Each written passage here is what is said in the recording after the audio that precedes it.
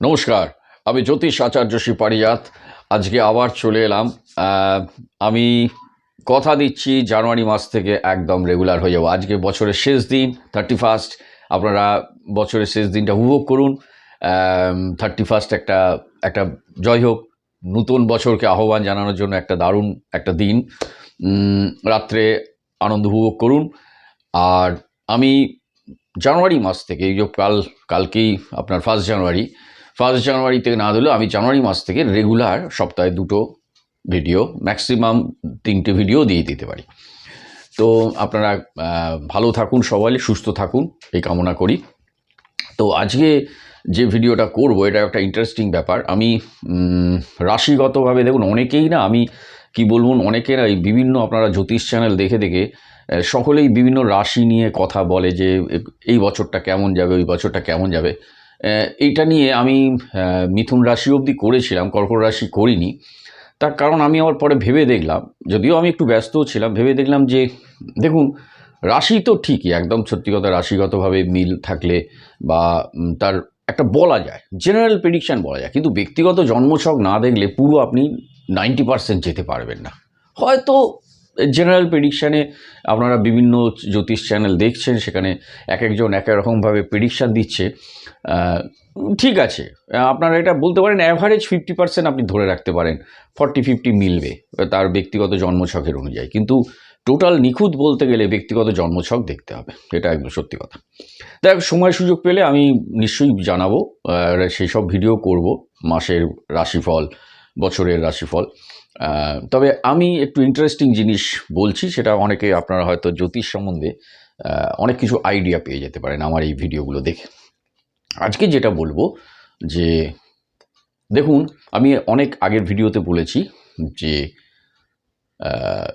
চন্দ্র যে ঘরে বসে থাকে সে ঘরটা হয় রাশি।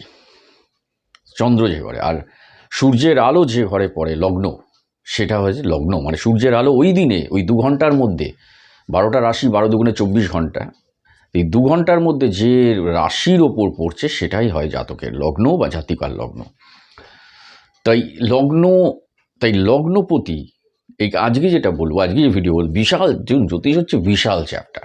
এখানে আপনি মানে স্কুল করতে পারবেন না, একটা ভিডিওতে সম্ভব না সব কিছু বলা, তাহলে তো স্কিপ করে যাবে। লগ্নপতি, আজকে যেটা বলবো, লগ্নপতি আপনার কোন কোন ঘরে বসে থাকলে তার কি কি ফল দেয়, ফল কত পার্সেন্টেজ গুড রেজাল্ট দিতে পারে। লগ্নপতি যদি নিজের ঘরেই বসে, মানে তার কি ফল, লগ্নপতি যদি দ্বিতীয় ঘরে বসে তার কি ফল, এইভাবে আমি আজকে বলছি ভিডিওতে। এটা একটু খেয়াল রাখুন। আমি আপনাদের একটা জ্যোতিষ, আমার নিজস্ব জ্যোতিষ প্যাডটা দেখাচ্ছি, তাহলে আরও বুঝতে পারবেন। দেখুন, খেয়াল করুন, এটা হচ্ছে আমার নিজস্ব জ্যোতিষ প্যাড, সেই শ্রী পারিজাত। যাই হোক, এটা এইবার আমি আপনাদের একটা আমার প্যাডেরই ছকে আমি কিছু আপনাদের উদাহরণ দিচ্ছি।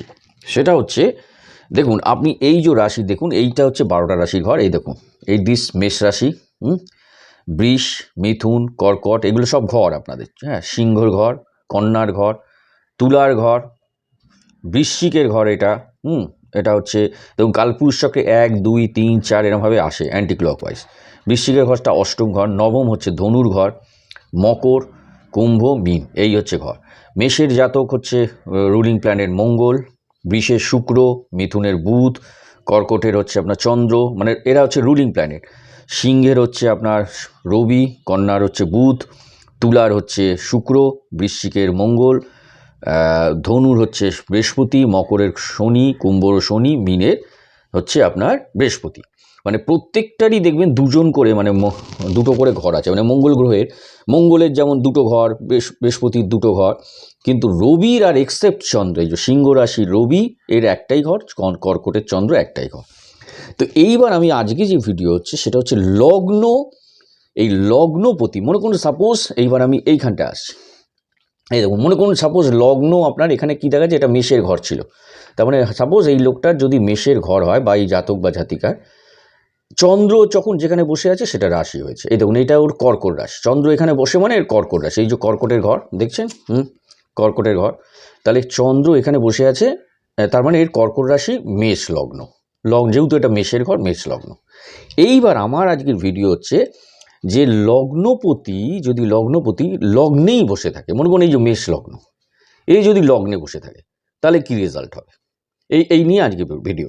তাহলে আমি আজকে মানে কীরকম রেজাল্ট দেয়। লগ্নপতি যদি দ্বিতীয় বসে, মনে করুন সাপোজ মেষ লগ্ন, কিন্তু সে গিয়ে বসেছে বৃষে কেউ না বলছেন লগ্নপতির, এটা হচ্ছে মঙ্গল গিয়ে মনে করুন বৃষে বসেছে, মঙ্গল মনে করুন এখানেই বসেছে, তার একটা রকম রেজাল্ট।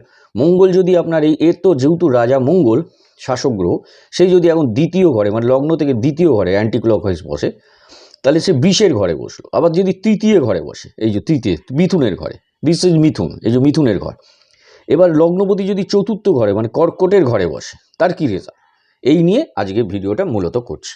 হ্যাঁ, তার এবার ডিটেলস আর একটা ভিডিও এই নিয়ে করব, মানে আপনাদের কীভাবে গুড রেজাল্ট পেতে পারেন। তাহলে লগ্নপতি যদি আপনার, সাপোজ আপনাদের দেখালাম মেষ লগ্ন, তাহলে মেষ লগ্ন সে যদি আপনার লগ্নেই বসে মানে মেষের ঘরে, মানে মঙ্গল আপনার মঙ্গলের মেষের ঘরেই বসেছে, তাহলে 100% গুড রেজাল্ট, 100% আপনি গুড রেজাল্ট পাবেন।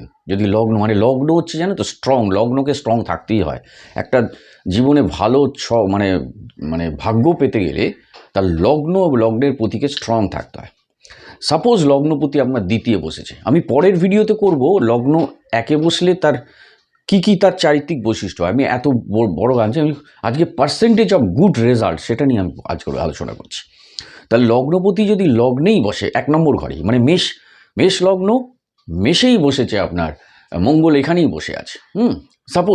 সাপোজ দেখুন মনে করুন লগ্ন বললাম মেষ লগ্ন, এই লগ্নর এখানে মঙ্গল মনে করুন এখানেই বসে আছে, মানে লগ্নের এই মেষ লগ্নের রাজা শাসক গ্রহ হচ্ছে মঙ্গল, সে মনে করুন লগ্নেই বসে আছে, তাহলে তার 100% রেজাল্ট পাবে, গুড রেজাল্ট পাবে।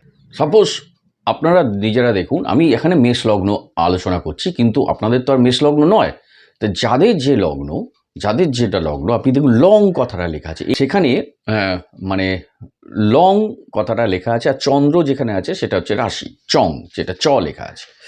তো লগ্নে যদি আপনার লগ্নপতি যদি লগ্নেই বসে নিজের ঘরে, তাহলে 100% গুড রেজাল্ট। এবার সাপোজ লগ্নপতি আপনার 5 নম্বর অ্যান্টিক্লয়েজ, লগ্ন থেকে অ্যান্টিক্লয়েজ 5 এবং 9 বসে আছে, তাহলে জানবেন 90% গুড রেজাল্ট। সেটা কিভাবে দেখাচ্ছে, কি বললাম, এই লগ্ন এই যদি লগ্ন হয় তাহলে লগ্নপতি আপনার 1 2 3 4 5 মনে করুন 5-এ বসে আছে, 5-এ বা 6 7 8 9 এই 9-এ বসে আছে, তাহলে লগ্ন যদি আপনার 5 এবং 9-এ বসে থাকে জানবেন 90% গুড রেজাল্ট যদি 5 এবং 9 বসে থাকে। তাহলে এটা জেনে রাখুন যে লগ্নপতি যদি লগ্নের, আমি যেটা দেখালাম আমি ছকটা বারবার দেখাচ্ছি না, আমি চেষ্টা করব আমি একটা বোর্ড কেনার, আমি বোর্ড কিনে আমি দেওয়ালে ফিট করে আমি স্কেচ করে আমি দেখাতে পারবো, কিছু অসুবিধা হচ্ছে। তো এটা জেনে রাখুন যে লগ্নপতি যদি আপনার লগ্নেই বসে থাকে, নিজের শাসক গ্রহ নিজের ঘরেই বসে আছে, তাহলে 100% গুড রেজাল্ট, 100% আপনাকে গুড রেজাল্ট দেবে হোল লাইফে।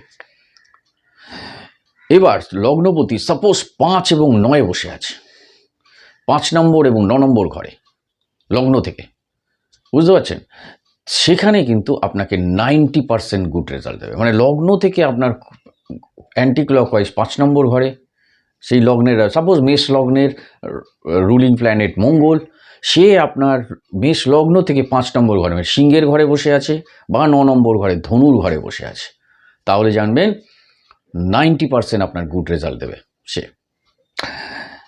এবার বলবো লগ্নপতি যদি লগ্নের রাজা 4 7 ও 10-এ বসে আছে, অ্যান্টি ক্লকওয়াইজ 4 নম্বর ঘর 7 নম্বর, মেষ লগ্ন ধরি তাহলে 4 নম্বরটা হবে কর্কটের ঘর, 7 নম্বর হবে তুলার ঘর, আর 10 হবে মকরের ঘর। তাহলে 4 7 10-এ বসে আছে যদি জানে রাখুন, তাহলে 80% গুড রেজাল্ট। ওকে, 80% আপনাকে গুড রেজাল্ট দেবে হোল লাইফে। এবার লগ্নপতি মনে করুন সাপোজ 2 নম্বর ঘরে এবং 11 নম্বর ঘরে বসে আছে, সাপোজ আমি মেষটা ধরে আছি, যেহেতু মেষটা আমরা দেখালাম, তাহলে মেষের 2 নম্বর ঘর হচ্ছে বিষের ঘর, তাহলে লগ্নপতি আপনার 2 নম্বর ঘর বসে আছে এবং 11 নম্বর হচ্ছে কুম্ভের ঘর, তাহলে 11 নম্বরে বসে আছে, তাহলে 70% গুড রেজাল্ট। ওকে, এবার সাপোজ লগ্নপতি আপনার 3 নম্বর এবং 6 নম্বর ঘরে বসে আছে। এটা কিন্তু মেষ লগ্ন বলে বলছি না, যে কোনো লগ্নের হতে পারে। আপনার তো মেষ লগ্ন না, কারোর ধনুর লগ্ন হতে পারে, কারোর কর্কট লগ্ন হতে পারে। রাশি কিন্তু চন্দ্র যেখানে আছে ওটাই বলছি, আমি লগ্ন থেকে বলছি। কারোর সিংহ লগ্ন হতে পারে। তাহলে লগ্নের রাজা, আপনাকে দেখবে লগ্নে যিনি শাসক গ্রহ, আপনার জন্মছকে লগ্নের শাসক গ্রহ যেটা আছে, সে আপনার কত নম্বর ঘরে বসে আছে, এর ওপর কিন্তু গুড রেজাল্ট। তাহলে এখন যেটা হচ্ছে 3 নম্বর আর 6 নম্বরে যদি বসে থাকে, তাহলে জানবেন 60% গুড রেজাল্ট আপনাকে দেবে। এবার বলবো লগ্নপতি যদি আপনার 8 এবং 12-এ বসে থাকে, তাহলে আপনি 50% গুড রেজাল্ট পাবেন। 50% কমে যাবে অনেক, যেহেতু 8 নম্বর ঘরটা এবং 12 নম্বর ঘরটা একটু অশুভ। 12 হচ্ছে লসের ঘর, 8 নম্বর হচ্ছে আয়ুর ঘর, লংজিভিটির ঘর। যদি এখানেও কিছু ব্যাপার আছে। মনে করুন এই যে আমি ফর্মুলা পার্সেন্টেজগুলো বললাম, এটা যদি আপনার বন্ধু ঘরে গিয়ে আবার সে বসে, তার রেজাল্ট আরও ফাস্ট। সাপোজ মেষ লগ্নের আপনার, মেষের হচ্ছে মঙ্গলের বন্ধু কারা কারা? রবি এবং শুক্র, রবি বৃহস্পতি হচ্ছে মঙ্গলের বন্ধু। এখন সেই ঘরেই গিয়েই যদি মঙ্গল বসে, ওই 5 বললাম 9 বললাম, তাহলে আপনি 90% গুড রেজাল্ট মানে পাবেন, একদম শিওর। এটা কেউ আটকাতে পারবে না।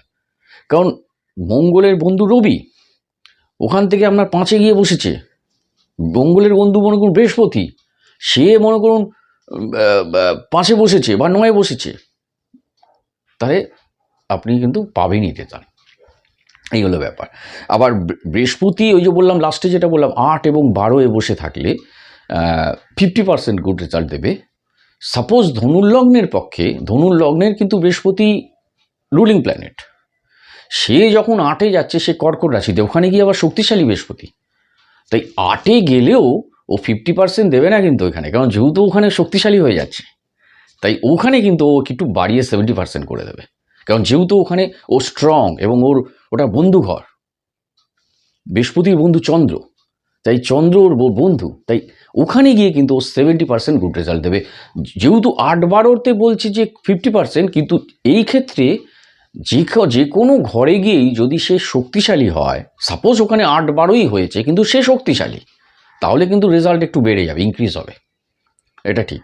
আবার এমনও হতে পারে, যদি আপনার যেখানে 100% বলছেন লগ্নপতি, সাপোজ ওইখানে যদি এখন লগ্নপতি 100% হচ্ছে, কিন্তু 90% যেখানে বলছি, মানে ওই আপনার 5 এবং 9, সেখানে 5-9 যদি আপনার একটু শত্রু ঘরে গিয়ে বসে, তখন কিন্তু 90% না হয়ে হয়তো 70% হবে, একটু কমে যাবে, যেহেতু শত্রু ঘরে বসলো। তো এখানে আরও কম্বিনেশন আছে, এটা একটা জেনারেল বললাম, ব্যক্তিগত জন্মছকে আরও দেখে বলতে হয়। ঠিক আছে, এবার আমি নেক্সট যেটা এই সংক্রান্তই কিছুটা করব, সেটা হচ্ছে লগ্নপতি 1-এ বসলে তার কি চারিত্রিক, তার কি মানে তার কিভাবে তার কর্মজীবনটা কি হতে পারে, 2-এ বসলে কি হবে, 3-এ বসলে কি, এই নিয়ে আমি কিছু আলোচনা করব। নমস্কার, সকলে ভালো থাকবে, নতুন বছর সুন্দরভাবে কাটান। 2026 যেন প্রত্যেকের সুন্দর এবং সাফল্যময় এবং মানে উজ্জ্বল হয়ে উঠুক সকলের ক্ষেত্রে। থ্যাংক ইউ ভেরি মাচ, সকলে ভালো থাকুন, নমস্কার।